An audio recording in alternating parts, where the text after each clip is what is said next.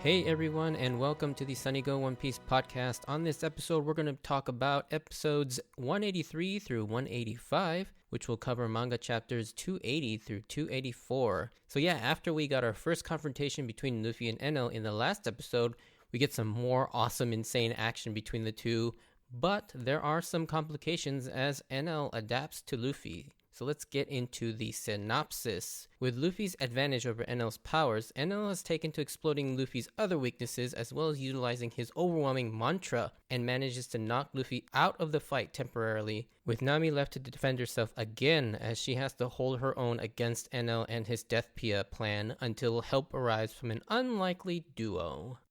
Alrighty, so differences. There really is only one major difference I could find. Otherwise, these chapters are pretty adapted faithfully. So during the whole sequence where Sanji and Usopp regain consciousness, the first minute or so of this is added filler. The manga actually begins where Sanji is waking Usopp up already. So the whole section of Sanji kind of dreaming and then waking up, trying to figure out what's happening, that stuff is all added. And the manga actually just picks up right where Sanji is trying to wake Usopp up. And this scene in the manga is also shown as a flashback, but in the anime it's portrayed in real time and in sequence. So in the manga, Konis actually arrives on the Mary to find it empty, and she doesn't know what's happened, and then it flashes back to show us what happened and where they went. But yeah, that's pretty much it for differences, so let's get into the thoughts. We left off with Luffy dominantly standing over Enel. However, even with Luffy's natural advantage over Enel, the fight's still far from over and or decided, as Enel does have that insanely OP ability of mantra enhanced by the Goro Goro no Mi, which allows him to read and avoid all of Luffy's attacks. Eventually, Enel realizes Luffy's weakness is slashing attacks, and I love that Luffy just straight up confirms it with Nami beside herself that Luffy would just straight up admit that, and it's just like, I'm like, what? And this is where we start to see the true strength, versatility, and terror of Enel here, as he uses his abilities pretty creatively and to great effect as he heats his staff up with lightning to change its shape to fit his need, as well as warp around the battlefield or conduct himself and travel through metal. Another thing to mention too that isn't really as apparent is his durability. He's now tanked several of Luffy's direct attacks and is still for the most part fine. So it shows that he hasn't really just sat on his laurels on his super OP Devil Fruit. He's actually trained himself up pretty well, despite how powerful his powers and Devil Fruit is. But at the same time, you also get the sense that since up till now, no one's really been able to hit Enel, even with his mantra, he has become a little lax in his fighting instincts, as he still lets himself get hit by Luffy occasionally. There's also a funny moment where Luffy attempts to use Gomu Gomu no Gatling on Enel, and he just catches the fist and says to him, "It's not like the number of arms increased," which is very true. And this is the first time anyone's really called him out on that. And it's pretty funny because it's almost like a meta joke. Like the fact that, yeah, Luffy looks like he has a lot of arms, but really it's just the same two arms, just punching really quickly. With Luffy down for a short while, Enel decides to enact his grand plan by powering up the Ark Maxim with his electricity and begins to make it fly. But we get a small but really cool Nakama moment very reminiscent of Arlong Park, on a much smaller scale, mind you, where Nami is freaking out as to how they're going to overcome this situation with things seemingly overwhelming and not in Luffy's favor. Luffy just calmly tosses Nami his straw hat, again indicating to her that he's got this and to trust him. And Luffy here has turned on his captain mode here as he calmly tells Nami, "You're the Nakama of the future Pirate King. Don't go showing such a pitiful face." And it's like, wow. It's these moments where they are few and far between, but you see why Luffy is worthy and become the Pirate King, despite how silly he normally acts. Like, this is such a cool moment and a really cool growth moment for Luffy too, because it's like you don't really often see Luffy just straight up be very serious and sort of talk to his crew members and his Nakama like directly like this. In addition, this theme of the individual Nakama of the Straw Hats believing in Luffy runs through the whole series, and it develops further and further as the journey continues. We've seen it now with Zoro as he declares he'll never lose again after his fight with Mihawk, and if he's going to be worthy of following the future Pirate King, he needs to be the greatest swordsman in the world. And with Usopp in Alabasta when he just declared to Miss Merry Christmas that no one should laugh at another's dream and that Luffy will become the Pirate King.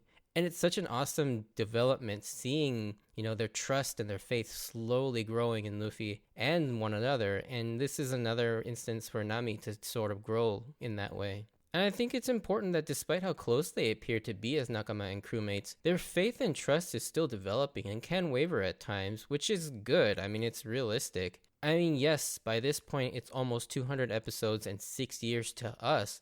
But to them, in universe, it's only been a few months. They've all been together, such a short time. So it's natural that the trust isn't completely there yet, especially for Nami, who's predisposed to not trust anyone because of the way she grew up as a thief on her own for much of her life. It's at this point Enel enacts his Deathpia plan to destroy everything. The Ark Maxim has another function that allows him to produce thunderclouds to cover all of Skypiea, with clouds allowing him to fire lightning down from everywhere all at once. I think one thing that gets lost in the whole lack of popularity and significance Skypiea has gotten over the life of the series is just how insanely powerful Enel is. It just really was unfortunate luck he ran into the one guy he couldn't actually hurt with his devil fruit. But yeah, Enel is crazy strong. Luffy and Enel continue to trade blows as this next phase of the fight has got to be one of the funniest moments from any of Luffy's big boss fights. As Luffy has trouble adapting the mantra, he comes up with an idea dubbed the Gomu Gomu no Bong, or Gomu Gomu no Airhead. And Bong is just an onomatopoeia for an empty head or an empty mind. But the face he makes here is just so freaking stupid. I can't help but laugh every time. But it works, kind of, as he just kind of drifts in between Enel's strikes. But how Luffy looks as he dodges and the noise he makes, that it's just so funny. It's too much. But to top this scene off, Luffy eventually tells us that because his head's so empty, he can't actually think and attack. And Nami's like, "Are you an idiot?" And this scene is so funny. But then Luffy has another ridiculous idea, the Gomu Gomu no Taco, or octopus, where he inflates and then deflates himself to extend his limbs and make them like all spaghetti-like. Using this, he starts ricocheting his attacks off the arc itself, and without any way for Enel to read the wall, Luffy lands several devastating hits on him with the return of the Gomu Gomu no Hanabi, or fireworks. With Enel stunned, Luffy then goes in for a finisher and connects a massive Gomu Gomu no Bazooka right in Enel's gut, and you can really feel this hit. I have to give the animators credit where credit is due, because this attack is awesome.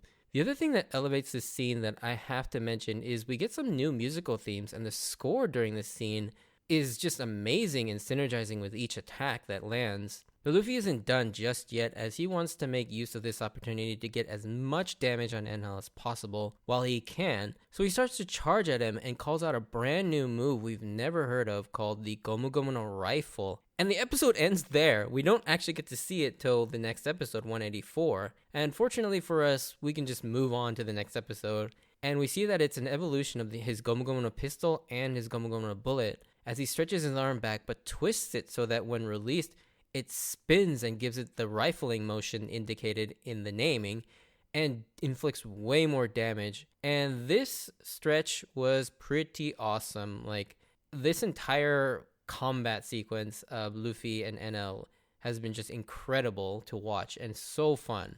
In between this, there's a pretty cool scene where a few of the Skypians have decided to go help the Shandians and warn them about the impending attack as well, and that they should also evacuate. And I really like this, that they've sort of, despite the differences, there really isn't that big of an animosity between the two.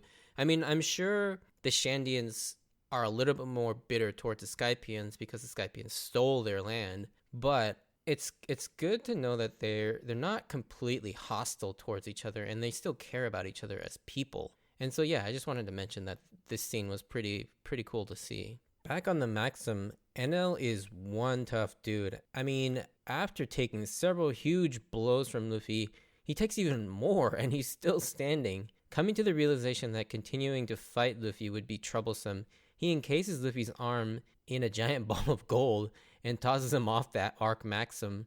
But before that, there's a cool moment just before Luffy falls off, and in retrospect, with hindsight, this moment is even cooler. which I'll go into more in the spoiler section, about how Enel declares that once Luffy is gone, no one in the world can beat him anymore. But then Luffy snaps back at him and says that down on the seas, there are plenty of monstrous fighters that could beat him. And while I won't go into any more than that for fear of spoilers, but he's absolutely right.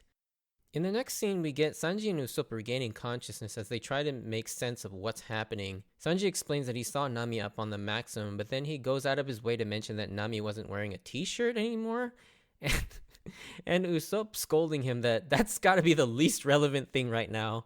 And then they make their way up to the Ark. And I love how another element from the beginning of the Ark comes back to play a role with the use of Usopp's to get up to the Maxim. But yeah, I like that this arc is a lot more self-contained, and so you have like this sort of just a regular story in that you have a lot of setups at the beginning of the arc that have pretty fun callbacks later on towards the end. And it's fun, you know. Enel then offers Nami to join him again, but this time Nami defiantly says that she'd rather die than go with him. I think earlier she was afraid, but after hearing Luffy's determination, she's now got the resolve to realize that there's no point in living if she can't be free to live how she wants with her nakama. This is what being a Straw Hat is all about. The crew trusting each other and living a life of freedom. And Nami is finally starting to realize that. Not only that, but Nami grows in her own self-confidence as she prepares to fight freaking Enel using her smarts and courage. I mean, these character moments are always so incredibly awesome to see,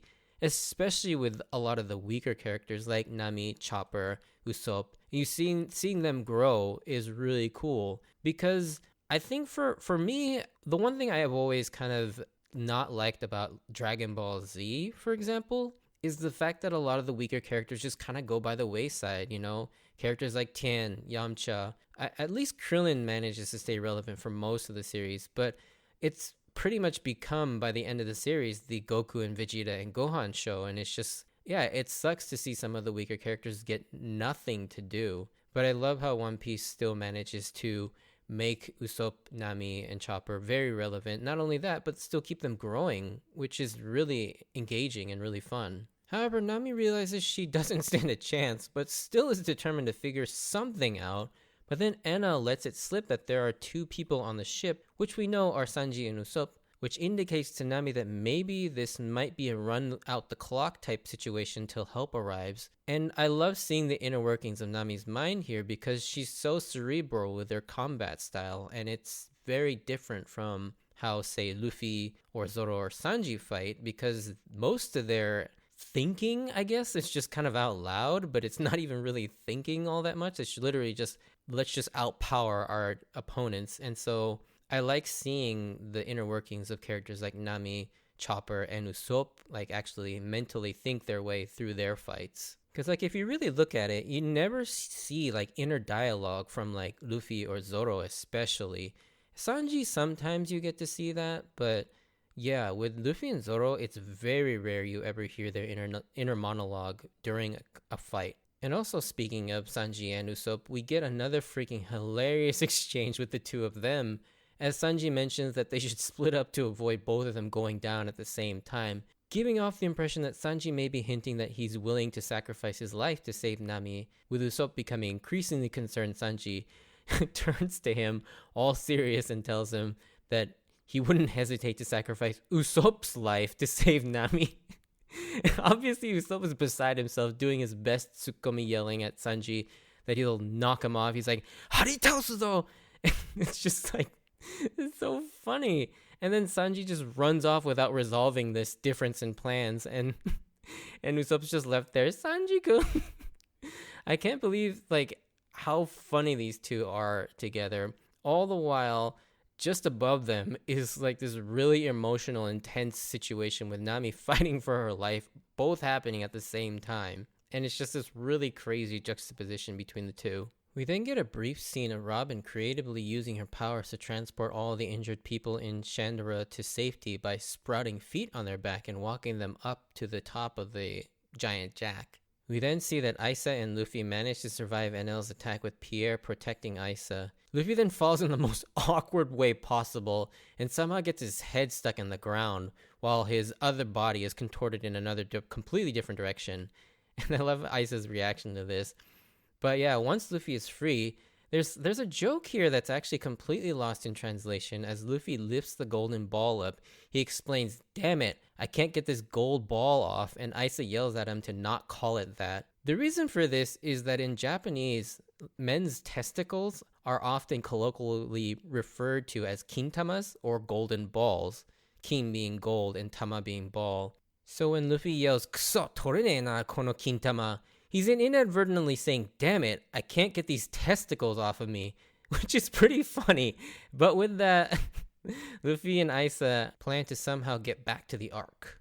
During all this, Nami has managed to somehow fend off Enel's attack by redirecting them with the climb attack and her meteorological knowledge. Enel, growing impatient, begins to charge an attack so large it can't be deflected, with everything seemingly dire for Nami. Who would epically show up but the man himself? Captain Usopp, out of nowhere, triumphantly yells at Enel that he's the one that should get lost and fires an exploding star. But despite how epic Usopp was, as soon as the attack does nothing, he's cowering and apologizing to Enel. He's like, "Gomen nasai." And I love Usopp moments. I don't know how you can't like Usopp. Like, I get that he's kind of annoying, but God, he's so damn funny. I think this is one of those classic Nami Usopp moments that I love, as these two pair so well and so hilariously because of the fact that they're the two weakest members of the crew and just constantly want to help from each other and bicker about one of them needing to protect the other. I especially like that Nami is looking to Usopp for leadership and guidance on what to do next, but then Usopp all intensely is like, he's got some words of reassurance, but then asks Nami to save him instead. It's just like seeing them both freak out trying to stay alive is pretty exciting and funny. There's another really funny moment where Usopp performs this really graceful flip to avoid a lightning strike from Enel, only for him to miscalculate it and slam his face into the side railing. It's just moments like this is so random, yet it's just so funny. One thing I like about this scene particularly is, despite their lack of physical strength, they both use their brains, as Usopp notes that if they stay near the critical components of the Ark, that Enel can't attack them with too big of attacks. And Nami's already trying to formulate an escape route using the waiver, and seeing that they're starting to float above the higher portion of the giant jack. Then we get one of the most hilarious and useless attacks from Usopp, the Usopp spell. I can't tell you how much this gag gets me every time. It just randomly shows up in the series, and it's like, why would this ever work? But the fact that he's so serious about it as he warns Nami to cover her ears as it might be life-threatening is just too funny. However, eventually Enel is too much for Nami and Usopp to handle, but just as their escape fails and all is seemingly lost, Sanji, being the badass he is, comes out of the shadows again from nowhere to save them both, and sacrifices himself. And then we get one of the most quintessential iconic Sanji moments in the series. As Sanji has just taken the L Thor attack to the face, he's still left standing, burnt to a crisp, and just coolly and epically states that he was just about to ask for a light for his cigarette. And like, oh my god, Sanji is such a bamf here. Like, he is such a badass motherfucker. Like, wow. You know, it's like, this is one of the great moments of the series for Sanji. And if that wasn't enough, he leaves off by saying, "You'll be sorry," as he passes out. This then reveals that Sanji did what he does best, and just like in Alabasta and Little Garden, he was working in the shadows, wreaking havoc, being all sneaky, as it's revealed he sabotaged the Ark Maxim from the inside, which is why he was so late to showing up to the battle. But like, damn, Sanji, why are you so freaking cool? I love it when Sanji does stuff like this. And this is where we leave off on this insane cliffhanger. But yeah, watching Luffy beat Enel to a pulp was pretty awesome, but it'll be interesting to see how Luffy manages to get back up and fight with that massive gold ball on his arm. I can't wait to finish these last few episodes of Skypiea with you, because there are still some really amazing moments to come.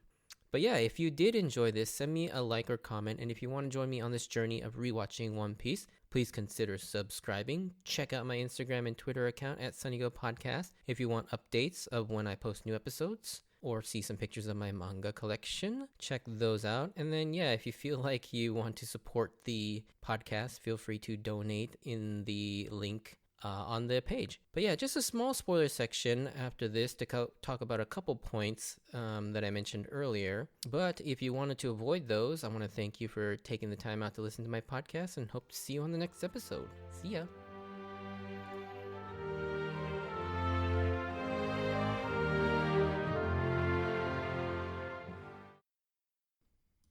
All right, so spoiler section. Yeah, there's only two really small things I wanted to talk about. One was the whole scene with the "You're the nakama of the future pirate king. Don't go showing such a pitiful face" when Luffy says that to Nami. And I feel like this comes full circle. I mean, we get kind of a resolution here within the arc itself, with Nami declaring that she'd rather die than go with Enel again. But I feel like we finally get the culmination of that in the most recent section in 1.0. So spoiler for 1.0 if you're not as far. But yeah, we got that moment where Nami is being threatened by Ulti, and she refuses to say that Luffy won't be the Pirate King. And yeah, we get that crazy cool moment where Nami finally has her declaring that Luffy will become the Pirate King moment.